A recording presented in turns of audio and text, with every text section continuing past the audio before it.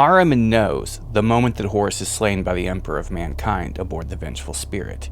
The shockwave from the implosion of psychic energy released by the death of the Warmaster tears across Terra, across the solar system, across space-time, and across the warp itself. From the new short story AxLibris by John French in the Era of Ruin compilation that finalizes the Horus Heresy, we see the moment the heresy ends and the dawn of a new age. And indeed, the ages of mankind themselves are front and center in this story, featuring heavily throughout the themes and tropes. And by the end of this short but extremely revealing story, Azhek Ahriman has taken his very first step into the new era, out of the Age of Darkness and into the Era of Ruin. But before he takes that step, the greatest mortal psycher humanity has ever produced, arguably and according to Ahriman himself, is met by the Emperor of Mankind himself, or a facsimile of him, even as a tsunami of psychic backlash poured over all of Terra. And when the Emperor fought Horus aboard the Vengeful Spirit, the Chaos Gods had poured much more of their own power than was truly wise into their champion, Horus Lupercal. And when the Emperor delivered the coup de grace, the final death blow, and erased Horus from physical reality, melting his eyeballs out and leaving a smoking husk on the deck, something great and terrible happened. An implosion. For all that power that the Big Four had poured into the Lupercal was lost. And it didn't so much send a shockwave out like an explosion, but was described as leaving an empty void in the wake of the psychic space that Horus had occupied. An empty void that was sucking everything into it as a black hole does. Like when an earthquake causes all the water at the beach to suck out to sea, the Empyrean itself, which had all but merged with the solar system, pulled away, leaving humanity like so many flopping fish on the ocean floor, waiting for the water to return. A psychic black hole essentially consumed the warp around Terra. The Vengeful Spirit, the Inevitable City, and the Imperial Palace had all merged in the warp, and were becoming one thing in many ways as they were accessible from each other. And that shatters. Ahriman is in the Secret Archives, Collection 888, under the Halls of Lang, a nod to Lovecraft, by the way. He's already met with Kirill Sinderman, and we saw in The End and the Death, he's read the tarot several times over. And Ahriman knew that the future he's being foretold is true, and yet it is contrary to many things that he had assumed. Ahriman was expecting certain outcomes in the cards, but the outcome is always the same. He keeps drawing the card Demon, and he knows that the Emperor is the one destined to become the Dark King, not Horus. And then he feels it, like a tsunami of psychic storms washing over him, and knows immediately that both Horus is dead, defeated, gone from this plane of existence, and that the Emperor is going to become the Dark King. And the galaxy as he's known it up to that moment is forever gone, and a new era of decay, decline, and ruination is upon mankind. The library is basically trying to tear itself apart as it spasms from warp ripples, essentially.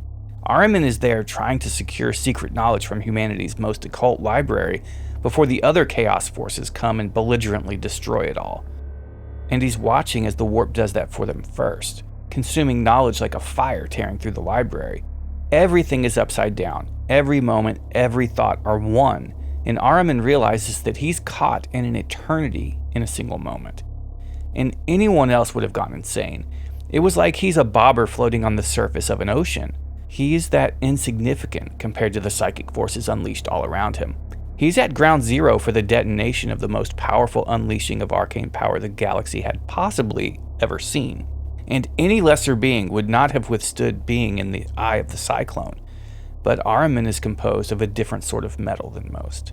He comes across a demon that by its description is a great unclean one, and it is going for a couple of humans who are cowering from it behind some rubble, as the palace is starting to crumble in places and the earth seems to be quaking, both physically and psychically.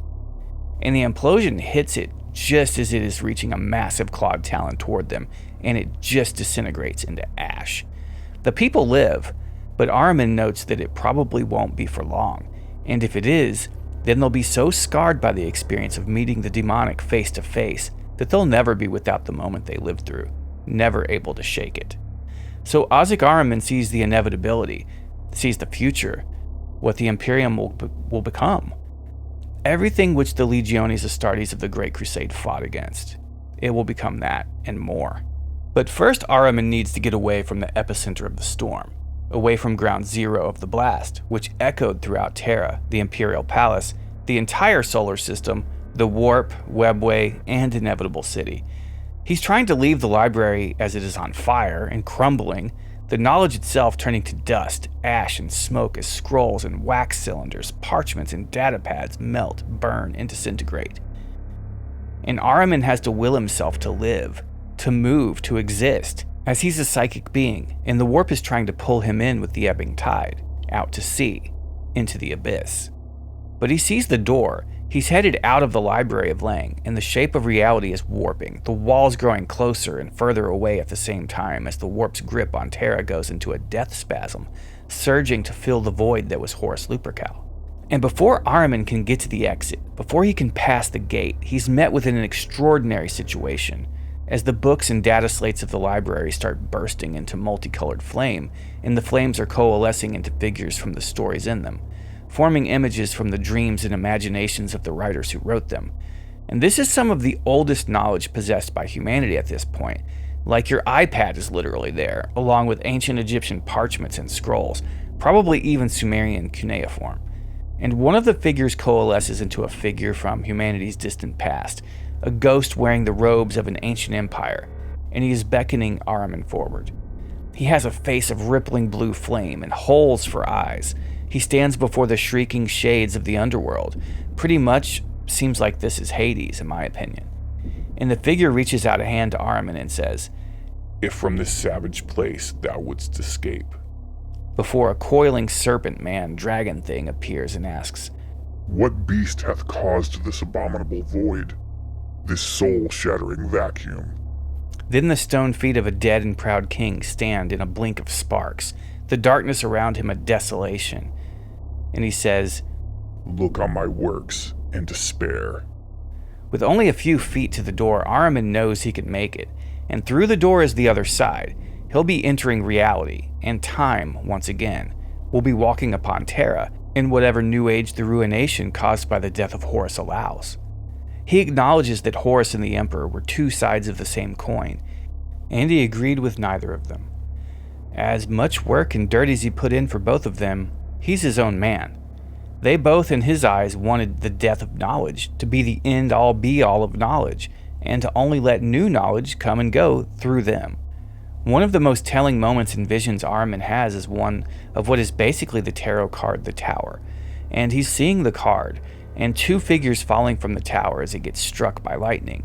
He realizes that both Horus and the Emperor were bad for humanity, and that they were neither one able to look at the consequences of what they were doing, only able to look up at the heights as they climbed the tower, never down at the fall. And that is sad, as they both inevitably fell.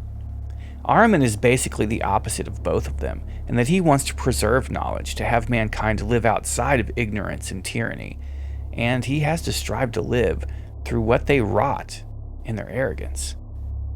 But live he does, though for most of the story he's uncertain if he will. It is only when he decides that he must live for his brothers that he does. It is Ahriman's will to live, to find a way to heal the flesh change that drives him to persist, even though his soul is being shredded by a hurricane of razor blades trying to tear him down to nothing more than dust. And then he makes it to the door, and on the other side lands back in reality, in the moment after, and falls to his knees, breathing in deep, taking the first breath of the Aeon of Horus, of the New Age, the era of ruin. For Ahriman is more real with himself than just about anyone else in Warhammer, and is not in denial. He knows one thing above all, after it is all said and done. Horus won. He might have died, his armies might have been lost, he didn't take the throne and sit as Lord of the Imperium, the new Emperor, but he did throw everything the Emperor spent so many millennia building into absolute ruin. Big E might have slain Horus, but Horus slayed his dream, his work, his vision. And Ahriman knows that the age humanity just entered into is going to be a long, arduous grind, a road nobody wants to travel, and it leads only to despair and suffering, A grimdark future where there is no respite, only war. If anyone actually grasps the magnitude of what happened, it is Azhek Ahriman.